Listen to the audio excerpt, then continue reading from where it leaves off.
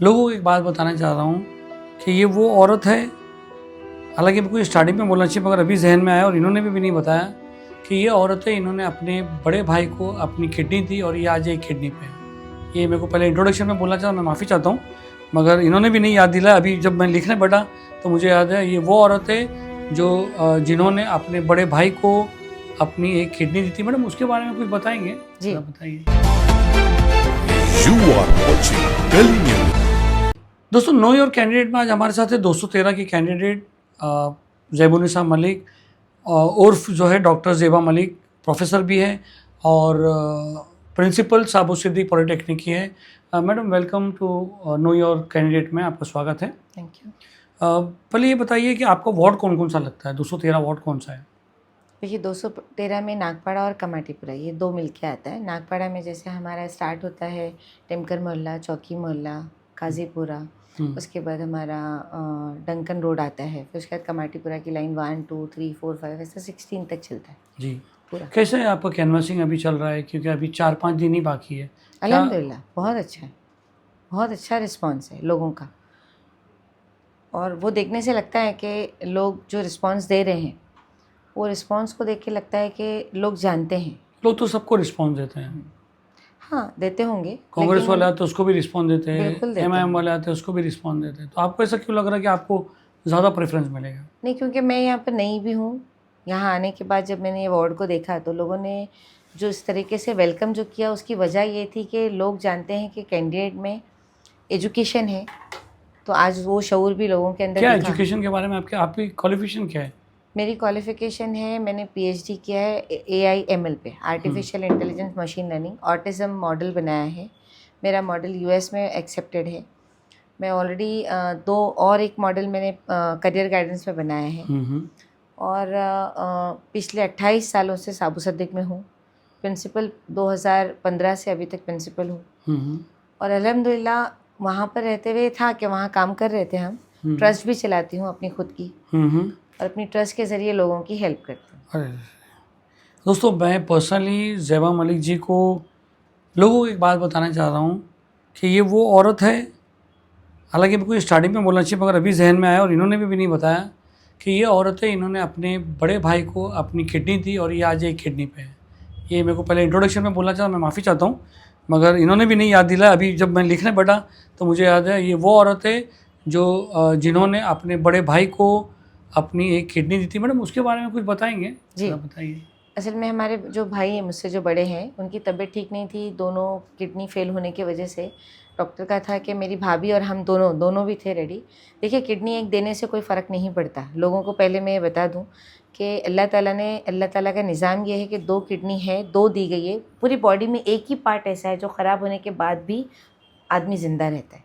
मगर लोगों का जिगर नहीं होता ना किडनी डोनेट करने का? नहीं, लेकिन उसमें कोई फ़र्क नहीं पड़ता। ये अगर लोग समझ लें कि अल्लाह ताला ने इसीलिए दिया है कि अगर आप ये समझ सकें कि किसी को ज़रूरत है आप दे सकते हैं तो आपको देना आपको चाहिए। लगा नहीं कि आपका मतलब आगे जाके आपके मैरिटल लाइफ में फ़र्क पड़ेगा या नहीं, कुछ भी नहीं पड़ता ना। मेडिकली भी प्रूवन है कि जो एक किडनी है ना, एक्चुअली बॉडी को एक की ही रिक्वायरमेंट है। 2 तो अल्लाह ताला ने दिया है, 2 पे चल रहा है। तो भाई के कोई बेटे वगैरह नहीं थे या दूसरे भाई की बेटियां थी, नहीं बेटे नहीं है, बेटियां थी, लेकिन बेटियां भी देने रेडी थी। लेकिन हम दोनों भाई बहन में जो मैचिंग हुआ ना, मैचिंग 99% मेरा था जी, मेरे साथ था। बहुत बड़ी बात है। मैं चाह रहा था कि ये इंट्रोडक्शन में बोलना चाहिए था मगर अभी मुझे लिखते लिखते याद आया। आते हैं वापस आप कहाँ से बिलोंग करती हो? आप के साथ कौन से जमात का सपोर्ट है? देखिए मैं यूपी से, उत्तर प्रदेश से हूँ।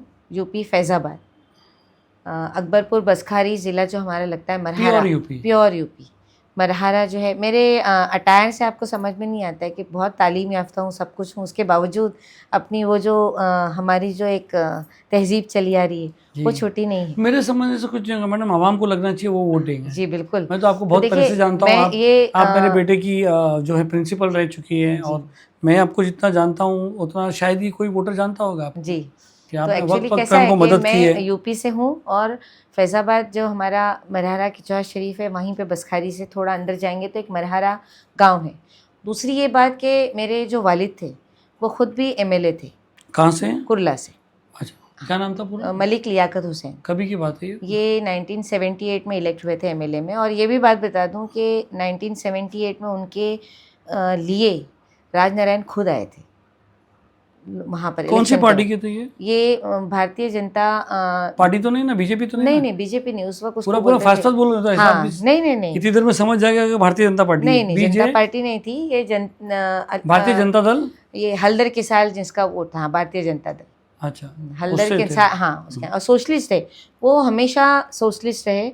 राम मनोहर लोहिया के तो सिद्धांतों पर चलते 78 में वो बने थे, उसके बाद कोई आपके खानदान में से कोई पॉलिटिक्स में आया है? मेरे भाई हैं ना, बड़े वाले भाई वो अभी कहाँ भी से? हैं, कांग्रेस में हैं अभी। कहाँ से, मतलब बॉम्बे से है कि- बॉम्बे में ही है, लेकिन वो जनरल सेक्रेटरी है, क्योंकि उन्होंने अभी वो जब से उनको कोविड हुआ उसके बाद से उन्होंने वो अरे एक मिनट, आपके भाई कांग्रेस से, आपके डैडी 78 में दूसरी पार्टी से लड़े और आप अभी समाजवादी से लड़ रही हो, जी। तो क्या पब्लिक नहीं, समझे? अब्बा हमारे तो समाजवादी में ही आ गए थे ना बाद में, बाद क्योंकि में आ गए हाँ, ये जब पार्टी टूटी उसके बाद शरद पवार जी के साथ है, सब लोग जब वहाँ से अलग अलग हुए तो हमारे अब्बा एक अकेले थे जो मुलायम सिंह यादव के साथ थे जी। वो टाइम पे। तो मुंबई में आसिम भाई के पहले भी हमारे अब्बा थे जो समाजवादी को लेके तो चले। क्या लगता है आपको उत्तर भारतीय का वोट मिलेगा? आपके एरिया में है उत्तर भारतीय का? हमारे एरिया में बहुत है उत्तर भारतीय वोट, यस, और मिलेगा इंशाल्लाह, मुझे पूरी उम्मीद है। आपके कैंडिडेट की बात करते हैं कि आप जो एरिया से आ रहे हो, जिसके आपके अपोजिट कैंडिडेट है वो जावेद जुनेजा, बहुत स्ट्रॉन्ग कैंडिडेट है। वो अलग बात है कि उनकी वाइफ खड़ी है, और फिर वो नदीम सिद्दीकी साहब है जो बहुत सोशल वर्क काम करते हैं। उनको, उनके अलावा मतलब आपको लोग क्यों चॉइस करें? मतलब देखिए, अगर देखेंगे तो ये ना लेडीज़ वार्ड है, लेडीज़ वार्ड होने की वजह नदीम से। सिद्दीकी की भी वाइफ लेडीज़ है, जावेद जुनेजा की वाइफ लेडीज़ खड़ी हो रही है। हाँ, लेकिन आप ladies सब का तो लेडीज में चलेगा अगर नहीं। आप कंपेयर करेंगे ना तो वो बहुत फर्क मैं पड़ता नहीं, है। वोटर से बात कर रहा हूँ। हाँ, वोटर को बहुत समझ में आएगा कि भाई ये फ़र्क है ना। अब अगर जावेद जुनेजा साहब की बीवी जो है वो एक हाउसवाइफ है, उनको क्या पता कि पॉलिटिक्स में क्या होता है या बाहर काम कैसे किया जाता है। जावेद जुनेजा बट नेचुरल, चलो उनको पता है, लेकिन वो थोड़ी वहाँ बैठेंगे बीएमसी में जाके, उनकी वाइफ बैठने वाली है, वो वहाँ क्या बात करेंगे? जावेद जुनेजा कुछ नहीं बोल सकेंगे। और जब वहाँ पर बीएमसी के पूरे 227 कॉरपोरेटर बैठेंगे तो उस वक्त हमारे कॉरपोरेटर में वहाँ पर उनको बोलना है तो कौन बोलेगा? आप जितने भी अपनी लेडीज बात कैंडिडेट मनवानी है। हाँ, जितने भी लेडीज कैंडिडेट हैं आप देख लीजिए ना, ये जितने भी है तो डायरेक्ट कैंडिडेट में आपको 2 ही मिलेंगे, एक मैं हूँ, एक आशा ताई है, बाकी इनडायरेक्ट कैंडिडेट है। और आशा ताई की बाकी बात नदीम करते हैं। सिद्दीकी का तो मुझे कोई टेंशन नहीं है, उनका कोई वो नहीं है कि भाई, मेरे हिसाब से तो उनका कोई इसमें है ही नहीं कि कोई रेस में ही कंपैरिजन नहीं है। नहीं, रेस में ही नहीं।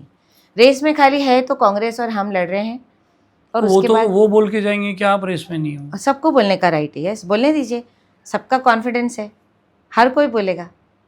जी, जावेद जुनेजा की वाइफ के पीछे जावेद जुनेजा का हाथ है, जी। और जावेद जुनेजा के हाथ के पीछे अमीन पटेल जी का हाथ है, जी, क्योंकि और अमीन ये पटेल की देखिए, सीट है। ये सीट क्यों इतनी हॉट है आज कांग्रेस के पास? क्या कोई, मेरा सवाल ये है जनता से भी कि अगर ये लेडी सीट थी तो क्या कांग्रेस के पास कोई पढ़ी लिखी अच्छी लेडी थी ही नहीं? ये विरासत है क्या कि अगर जावेद जुनेजा थे तो उनकी वाइफ को मिलना चाहिए, उनकी बहन को मिलना चाहिए, या किसी और को?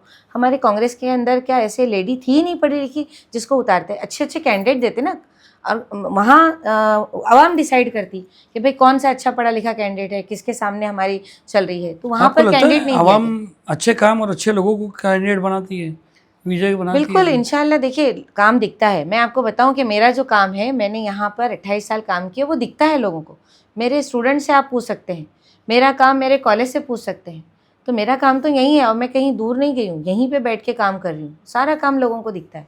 अभी जब आपने ये वार्ड का सर्वे किया तो आपको पिछले कॉर्पोरेटर की क्या खामी लगी? जैसे देखिए, जावेद जुनेजा यहाँ पे कॉर्पोरेटर थे, आपको क्या लगा, क्या खामी थी, और आप कैसे बदलाव लाओगे उस खामी देखिए, में? मैं आपको बताऊं कि मैं अभी बीच में वसीम सैयद के फादर को मिलने गई थी, इसलिए कि ये सीट पे वो लड़े थे पिछले बार समाजवादी से, और ऐसा था वसीम कि भाई जो इनका वसीम इंतकाल हो सैयद, गया, जी जिनका जी जी इंतकाल जी जी जी। तो 213 पे वो थे, उन्होंने बहुत मेहनत भी की थी, और उस वक्त समाजवादी से उन्होंने 4,500 वोट भी लिए। जी जी। तो मैं उनके फादर को मिलने गई टिकट मिलने के बाद के जब तक वसीम सैयद थे हम यही सोचते थे कि ये वार्ड में वही लड़ेंगे, पार्टी भी उन्हीं को देगी। उनके जाने के बाद ये लेडीज़ हो गया, और ऐसा हुआ कि पार्टी को लगा कि मुझे मिलना चाहिए, और पार्टी का भी ये सोचना था, क्योंकि कुछ लोग थे जो लोग 11 पे भी क्लेम कर रहे थे, 13 पे भी क्लेम कर रहे थे, बस टिकट चाहिए। तो उनको पार्टी ने भी यही समझाया था कि भाई लेडीज़ वार्ड में अच्छी लेडीज़ को उतारा जाए, जेंट्स वार्ड में आप उतरो। तो वो भी आपको सपोर्ट कर रहे हैं? जी। तो उनका कहना है, उन्होंने ही मुझे ये फीडबैक दिया कि मैडम आप एक चीज़ निकालिए कि जावेद जुनेजा ने कितने काम किए बीएमसी में इस वार्ड के लिए। जब हमने डेटा निकाला तो आपको ताज्जुब होगा कि जावेद जुनेजा साहब ने गिन कर भी कंप्लेंट नहीं दी, यानी गिनने के लिए अगर 1-2 भी गिना जाए ना तो ये वार्ड के लिए उन्होंने कंप्लेंट यहाँ से कुछ डाला ही नहीं है। ऐसा डेटा हमारे को भी दो ना, अगर ऑन रिकॉर्ड है तो वो दीजिए तो ना। आपको मिलेगा ना वहाँ नहीं, पर। वो ठीक है, वो जाके नहीं निकालना नहीं, पड़ता जनता है। जाए, आरटीआई करे, लोग हैं वहाँ पर, डाले और निकाले कि भाई कितना हम जनता लोग, मैं जनता की तरफ से बात करूंगा, जनता प्रतिनिधि भेजता है, जनता अपोजिशन भेजता है, तो फिर वो आपस में काम है ना, आप हमारे प्रतिनिधि हो तो आप नहीं, मैंने तो यहाँ बोला ना आपके माध्यम से डेटा दे दिया ना कि भाई नहीं है, आप बता दीजिए कि है। ठीक है। दूसरा ये है कि उनके पीछे एमएलए है और ये जो सीट है अच्छा, 213 कंप्लेंट नहीं दी तो अच्छी बात है कि किसी के खिलाफ कंप्लेंट नहीं की है। खिलाफ कंप्लेंट नहीं, बट लोगों की कंप्लेंट जो है कि भाई मेरे इधर पे ये प्रॉब्लम है, तो वो प्रॉब्लम को कॉरपोरेटर का काम है कि वो बीएमसी तक पहुंचाए और उसका काम करवा के दे। ये काम नहीं करवाया। सारा फंड जो था, आप देखिए कितना, हमारी एक रिपोर्ट आई है अभी जिसके अंदर बताया गया कि 60,000 करोड़ हमारा बीएमसी का 60 to 70 के बीच में बजट है। 72,000 बजट। हाँ ठीक है, उसमें आप पर वार्ड अगर देंगे तो एक साल का कितना बजट आता है आप बोलिए? 265 करोड़ के ऊपर जाता है एक साल का। उसमें से कितना खर्चा किया गया है वो पूछिए ना, कितना काम हुआ है। और सब लोग यही बोलते हैं कि काम तो कुछ भी नहीं, हम जाते हैं तो हमारा काम ही नहीं करते। मुझे लोगों ने आके खुद स्टेटमेंट दिया, लोगों, अब वो चाहिए आपको वीडियो तो वो भी आपके साथ शेयर कर दूंगी कि भाई लोगों ने वीडियो बनवा के दिया है कि भाई हमारा काम नहीं किए। हम बोलने तैयार हैं कि पिछले 2 टेन्योर से कांग्रेस ने हमारा कोई काम नहीं किया। ये तो पॉलिटिक्स में सब करते हैं मैडम, वो थोड़े ये बोलते हैं, थोड़े इधर के बोलते हो, तो चलते नहीं, रहता है। बराबर है। देखिए कैसा होता है कि 2 टेन्योर से अगर वो कॉर्पोरेटर हैं तो ऐसे भी लोग होंगे ना जो बोलेंगे कि हाँ उन्होंने काम किया है, वो भी तो है ना, देखना है आपको तो देखिए। वो तो 16 तारीख को पता चलेगा कि जब डब्बे खुलेंगे तो पता चलेगा कि लोगों का क्या हुआ। बिल्कुल बिल्कुल पता चलेगा। एक आखिरी सवाल मैं आपसे करता हूँ, ज़्यादा लंबा नहीं करता हूँ। क्लस्टर डेवलपमेंट आपके एरिया में बहुत एक हॉट मुद्दा है जी, कमाटी इसी पूरा वजह से क्लस्टर ये सीट डेवलपमेंट। बहुत हॉट है और यही वजह है कि ये सीट उनको चाहिए। किसको चाहिए? हमारे एमएलए साहब को ये सीट नाम बोलिए ना, चाहिए। क्या अमीन नाम? पटेल साहब को चाहिए। तो अमीन पटेल जी तो एमएलए है, तो सीट लेके क्या करें? कॉर्पोरेटर भी तो होना चाहिए ना उनका। कॉर्पोरेटर के जरिए होगा ना सब काम, तो कॉर्पोरेटर आना जरूरी है उनकी पार्टी का, उनको चाहिए अपना कॉर्पोरेटर। आप क्लस्टर डेवलपमेंट के लिए अगर आप कॉर्पोरेशन में आई तो आप क्या करोगी? देखिए अमीन पटेल मैं को ब्लॉक कर दूंगी, क्लस्टर डेवलपमेंट नहीं करे? देखिए किसी को ब्लॉक नहीं करना है, किसी के खिलाफ नहीं, मुझे काम करना है। मैं अच्छे काम करूंगी जो लोगों के लिए होंगे। मैं लोगों की कॉर्पोरेटर बनना चाहती हूँ। मैं ये जो हमारे बिल्डर्स हैं उनकी कॉर्पोरेटर नहीं बनना चाहती। ठीक है, बहुत सारे बिल्डर्स के बीच में। तो दोस्तों ये थे ज़ेबा मलिक, बहुत पढ़े लिखे हैं, प्रोफेसर ज़ेबा मलिक प्रिंसिपल है। अभी इनका जो दावा है वो आप लोगों ने देखा है, आपने सुना है। आप अपने वोटर से अपील करना चाहते हैं तो 30 सेकंड में आप अपील कर सकते हैं। देखिए मैं अपील करूंगी अपने वोटर से कि जब लेडीज़ वार्ड है और सारे लेडीज़ से ही अपील करूंगी सबसे पहले कि जब हम जाते हैं मार्केट में भी कुछ चीज़ खरीदने के लिए तो वहाँ पर हम देखते हैं कि भाई ये चीज़ हम खरीद रहे हैं तो उसके अंदर अच्छी है या नहीं। तो आप अपने सारे जितने भी लोग खड़े हैं ना उनको आप देखिए, वो सारी लेडी कैंडिडेट को कंपेयर करिए अपने हाथ से और देखिए कि कौन यहाँ पर पढ़ा लिखा है, कौन बोल सकता है, कौन काम कर सकता है। उसके बाद आपका दिल चाहता है तो आप मुझे वोट करें। बहुत बहुत शुक्रिया।